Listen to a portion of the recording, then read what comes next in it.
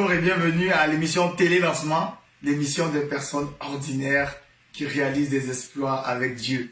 Et aujourd'hui, j'ai un frère en Christ, passionné de Jésus-Christ, qui aime le Seigneur et surtout qui aime aider les autres.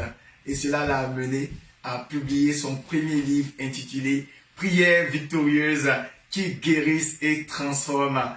Et j'ai donc le privilège et l'honneur de vous présenter l'auteur Mario Elien. Bonjour Mario. Bonjour Jean-Jacques, bonjour mon frère Jean-Jacques. Oui, c'est ça, habituellement on s'appelle frère Mario, frère Jean-Jacques. Alors on décide d'être vraiment naturel et de rester comme ça. Alors Mario, comment vas-tu?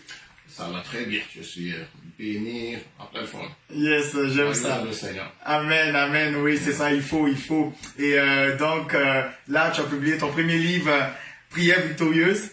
Félicitations. Merci. On en avait parlé plus ou moins dans les débuts et je suis content que finalement, mais tu tiens ton livre entre tes mains. Toutes mes félicitations, frère Mario. Merci. Et donc aujourd'hui, on t'invite à l'émission Télé Lancement afin de savoir un peu plus sur ton livre.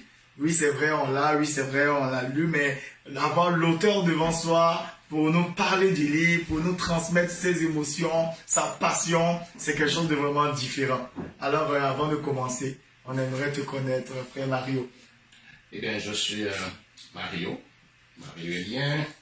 La chose la plus importante, c'est que je suis un enfant de Dieu en Jésus-Christ. Amen. Je suis le fils du roi des rois, du Seigneur des seigneurs. Amen. D'ailleurs, c'est l'objet du livre. L'objet du livre, c'est d'amener quelqu'un à la relation avec mon papa céleste. Donc, c'est ça mon identité première, ce que je suis, un enfant de Dieu, un enfant du grand roi. Donc, je fais partie, d'ailleurs, nous faisons partie de la même assemblée, l'assemblée Vase d'honneur, l'église Vase d'honneur, Centre-Est Montréal. Je suis marié avec une merveilleuse épouse que mon Dieu m'a donnée. Amen. Elle s'appelle Gloire à Dieu. Sarah, une fille de Dieu, Amen. que le Seigneur lui-même m'a amené. Amen. Donc, nous sommes mariés depuis 3 ans Amen. et nous sommes heureux dans le Seigneur. Amen. Alors, en tout cas, merci. Merci de cette présentation-là. Et tantôt, tu disais, le plus important, c'est que je suis. Alors, est-ce que tu l'as toujours été? Est-ce que tu as toujours été cet enfant-là du Seigneur? Non, je ne l'ai pas toujours été. Ok. Je l'ai pas toujours été. C'est quoi ton histoire? Ben, donc, si tu ne l'as pas été, c'est qu'à un moment donné, il y a eu l'avant et puis il y a eu l'après. Effectivement. Est-ce qu'on peut savoir c'est quoi l'avant?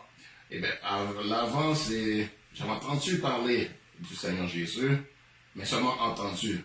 J'avais seulement entendu parler, j'allais à l'église quand j'étais enfant, mais j'avais pas de relation avec lui. J'avais pas de relation, je comprenais pas. C'est juste que parfois, de temps en temps, je faisais une prière. Et puis après, j'avais complètement oublié l'église, les choses de Dieu. Et c'était complètement effacé de ma mémoire.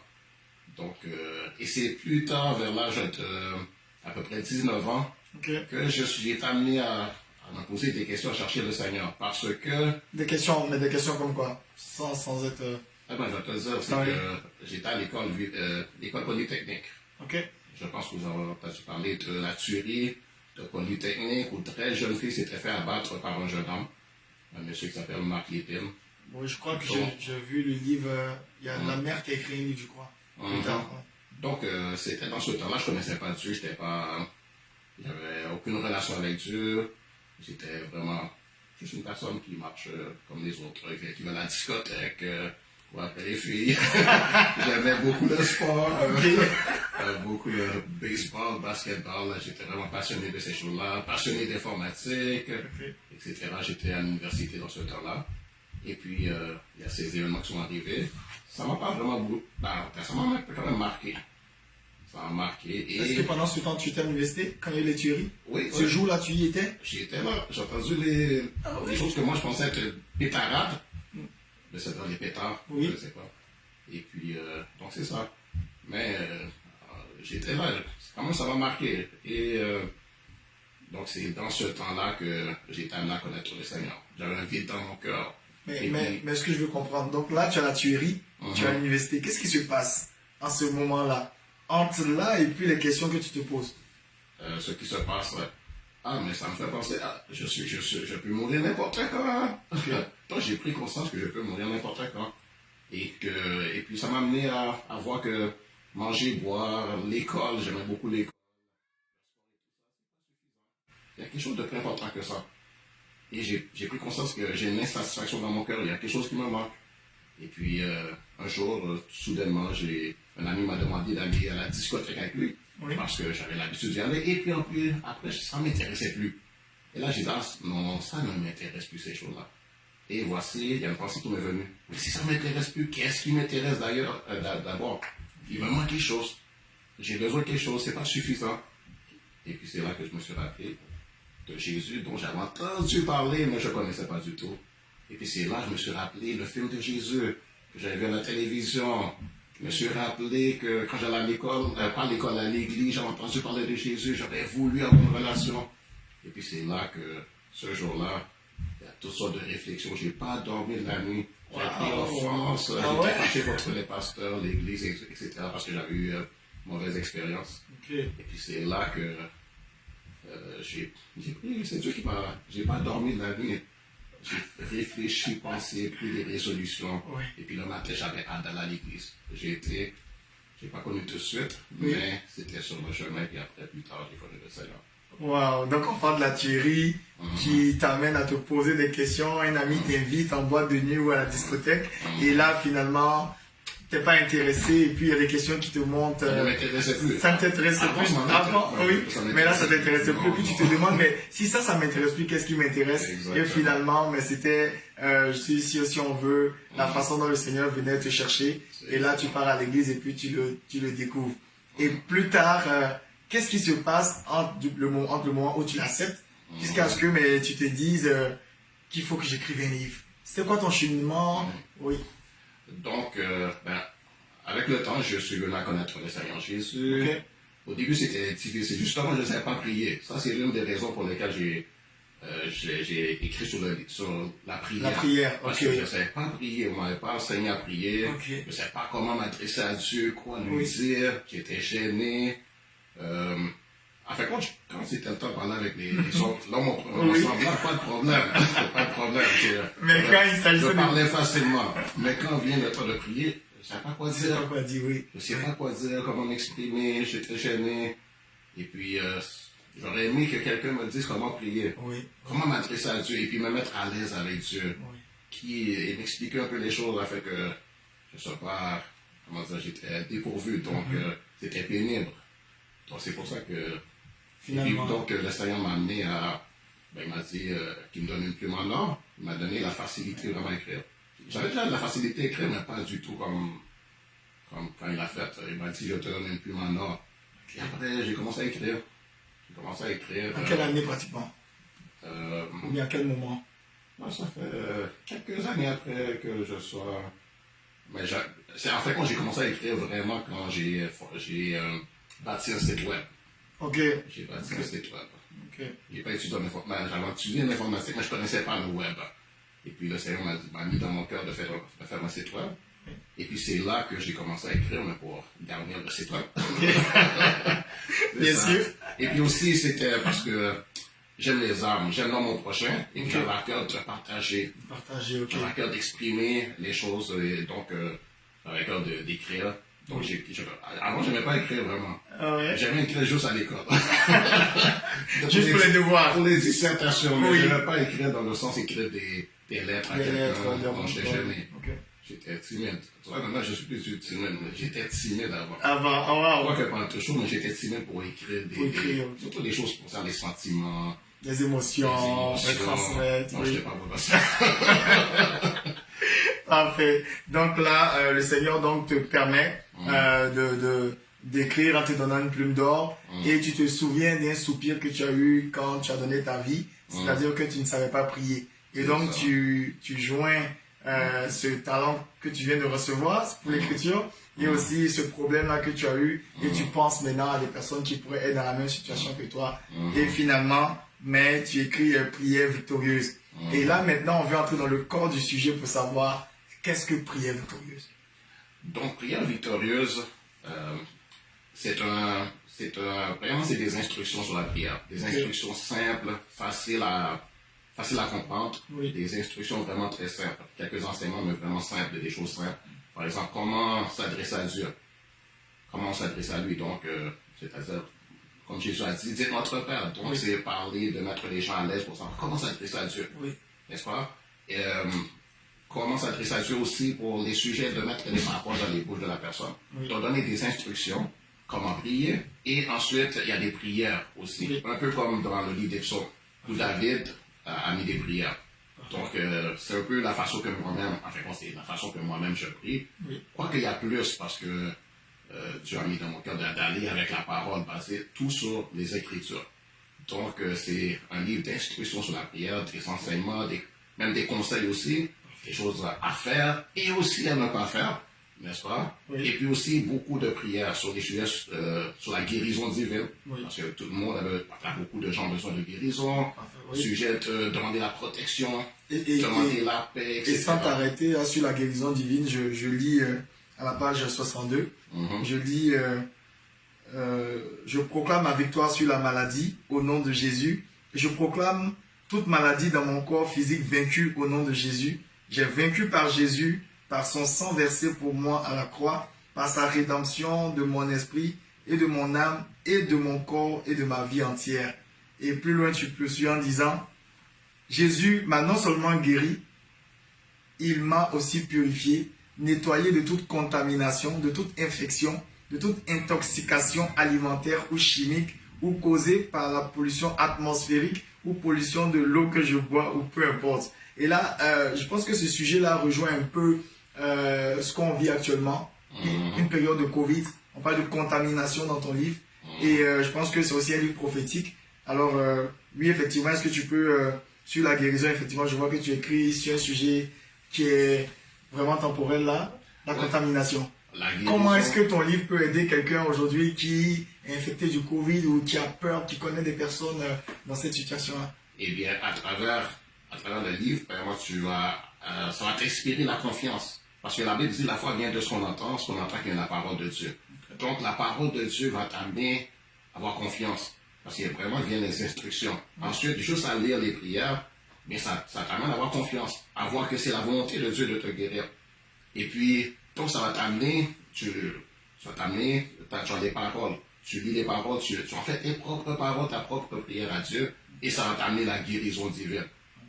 Dieu guérit aujourd'hui, moi-même j'ai été guéri, et par exemple dans ma famille il y a eu beaucoup de guérisons, même ma mère était, dans le passé, même ma propre mère avait eu un arrêt cardiaque, elle était pendant des heures sans battement cardiaque, sans respiration, et par ce genre de prière, j'ai prié à Dieu, elle a été guérie. Ensuite, une autre fois, elle avait eu une autre chose. ACV, accident cérébrovasculaire, elle avait été guérie. Moi-même, j'ai eu tes maladies, j'ai été guéri. Tu peux donner un exemple? Tu peux donner un exemple pour toi? J'avais vraiment, je pense que c'est le froid. Et puis, j'avais vraiment une douleur vraiment atroce. Et puis, ça augmentait. Et puis, chose comme ça, c'est comme un début d'arthrite ou chose de ce genre. Après, ça faisait vraiment mal. Et puis par la prière, j'ai prié. Ensuite, j'avais aussi demandé la prière à mon pasteur. Et Dieu m'a guéri. Amen. Et Dieu m'a guéri de beaucoup d'autres choses. Amen. Donc, moi, j'aimerais que tu donnes un message. Parce que là, c'est une période assez sensible. Où des personnes sont malades, des personnes souffrent. Est-ce que tu peux donner un message à quelqu'un qui nous écoute, qui est soit malade, ou qui connaît des personnes malades, et qui se demande, mais est-ce que véritablement la prière peut guérir? Est-ce que véritablement Jésus guérit encore aujourd'hui? Donne un message à ces personnes. Alors, je dis oui, Jésus guérit. La Bible dit Jésus est le même hier, aujourd'hui, éternellement. Donc, le Jésus de la Bible, c'est pas n'importe qui, c'est Dieu lui-même qui s'est manifesté sous forme humaine. Dieu est un Dieu d'amour. Il a compassion de toi. Il t'aime. Sa parole, c'est la vérité, je te garantis. Donc, lis la Bible, tu peux croire. C'est réel, c'est vrai. Moi, je l'ai vécu. Et puis, je peux témoigner que c'est la vérité. Donc, juste fais confiance à Dieu, lis la Bible, crois ce qui est écrit, et puis va à Dieu dans la prière, demande-lui la guérison, pas basé sur tes bonnes œuvres ou quoi que ce soit, juste simplement basé sur ce que Jésus a fait à la croix, et je te garantis que si tu as confiance, si tu crois, et tu verras la gloire de Dieu, tu seras guéri. Peu importe la maladie, que ce soit même une contamination, comme par exemple le Covid, mais le cancer, il n'y a pas de maladie que Dieu ne puisse pas guérir ou qui ne veut pas te guérir, tu seras guéri. Et pas seulement même le corps, mais ton âme aussi, à l'intérieur, les émotions. on souffre, les gens souffrent, il y a des gens qui se suicident. Ça va guérir ton cœur brisé. Ça va te guérir, ça va te donner, encore plus important encore, tu seras sauvé. Tes péchés seront pardonnés, tu auras la vie éternelle. Et puis Dieu va te transformer, te restaurer vraiment esprit, âme et corps. Hein? C'est pas seulement la guérison physique, mais plus encore, c'est d'être sauvé, d'avoir la vie éternelle, et tu vas devenir un enfant de Dieu. Hein? Donc là, vraiment, tu es guéri, esprit, âme et corps, bien, et puis tes relations même seront guéries. Waouh. C'est pas seulement la guérison physique, c'est pas seulement cette guérison-là par rapport au Covid, mais il y a bien plus la guérison émotionnelle. Il parle de la guérison de l'âme, il parle même de la guérison qui est en fait le salut en lui-même, avoir sa vie éternelle comme gage dès maintenant. Et ce sont les mots de l'auteur Mario Helien, auteur de Prières victorieuses qui guérissent et transforment. Alors, merci Mario pour ces mots et ce livre-là, je vous le recommande. Vous avez entendu l'auteur, sa passion qu'il véhicule au travers de ces mots. Vous pouvez retrouver ce livre-là sur Amazon, principalement. Et je vous le recommande. Nous sommes dans une période assez difficile. Il y a même la version audio aussi. Audio, ok. Et ça, où est-ce qu'on peut l'avoir? Mais faites une recherche sur Internet. Parfait. Il est là sur plusieurs... On tape simplement Prières victorieuses qui guérissent et transforment. Parfait. Donc, vous avez la version papier, la version électronique sur Amazon et la version audio également, audiobook que vous pouvez taper. Alors, frère Mario, notre émission tire à sa fin. C'est vraiment un plaisir encore pour nous. C'est un plaisir pour moi. Merci. Si tu n'avais pas parlé de salut... Je veux dire une chose. Oui. Je veux te dire merci, mon frère Jean-Jacques, parce que c'est toi qui m'as encouragé, c'est toi qui m'as donné la poussée pour faire. J'avais déjà commencé à écrire, mais j'avais pas de livre. Et puis c'est toi qui m'as encouragé, j'ai lu ton livre aussi, que tu m'as envoyé, que j'ai trouvé gratuitement. Et puis ce livre-là, ça m'a donné toujours, vas-y, pour dire vas-y, tu m'as dit, dans le livre, vas-y. Hein, c'est temps de passer à l'action. Parce que j'avais ça dans le cœur, je savais que je devais écrire, mais je ne l'avais pas fait. Donc, tu m'as été de grande bénédiction. Amen. Donc, alors merci beaucoup, que Dieu te bénisse pour ça, que Dieu te récompense. Amen. Et que Dieu bénisse ton entreprise, ta compagnie, tout ce que tu fais, ton coaching. C'est vraiment super. Et puis, tu es un homme vraiment courageux, passionné de Dieu, et puis qui aime beaucoup son prochain, plein d'amour, plein de compassion. Donc, je t'apprécie beaucoup pour ça, mon frère. Merci Mario, mais je ne vais pas dire que je suis en train de rougir, mais merci Mario pour ces mots d'encouragement. Merci, et moi également je te dis merci, mais si tu n'avais pas parlé de salut, j'aurais été surpris, parce que Mario c'était un passionné des âmes, un évangéliste en plus, donc parler du salut, parler de la guérison, mais aussi du salut, c'est quelque chose qui vient du plus profond même de lui, et puis merci pour ces mots-là, et nous sommes à la fin. Une dernière question qui n'a vraiment pas rapport, que je vais te poser comme ça. Quelle est ta couleur préférée, Mario? Ma couleur préférée, c'est le bleu. C'est le bleu, puis pourquoi? Ah, mais bleu, voyez, bleu royal. Et puis bleu, le ciel bleu. Ok. Et puis je pense que la couleur bleue, je sais pas, mais je pense que c'est une couleur vraiment que Dieu aime. Et puis j'aime beaucoup cette couleur-là, c'est ma couleur préférée depuis que je suis enfant. Okay. Quand je regarde le ciel bleu. Et puis, en tout cas, le bleu, c'est ma couleur préférée. Ah ouais, ok, mais donc, merci, on te connaît un peu plus, on connaît la couleur préférée. Donc, si vous voulez faire un cadeau à l'auteur Mario Helien, c'est vraiment une couleur bleue, tout ce que, en tout cas, il doit y avoir du bleu là-dedans. Et donc, pour ma part, l'émission tire à sa fin. Nous avons été bénis, nous avons été honorés de recevoir Mario Helien. On a passé un bon moment et c'est le temps de dire au revoir. Je vous remercie à vous aussi d'avoir suivi cette émission. Nous avons reçu aujourd'hui Mario Helien. Que Dieu vous bénisse vous aussi. Et puis n'hésitez pas à l'encourager en donnant des commentaires ou en partageant cette vidéo-là pour lui faire plaisir. Et Dieu vous le revaudra. Alors, bonne journée à tout le monde et puis bye. Au revoir.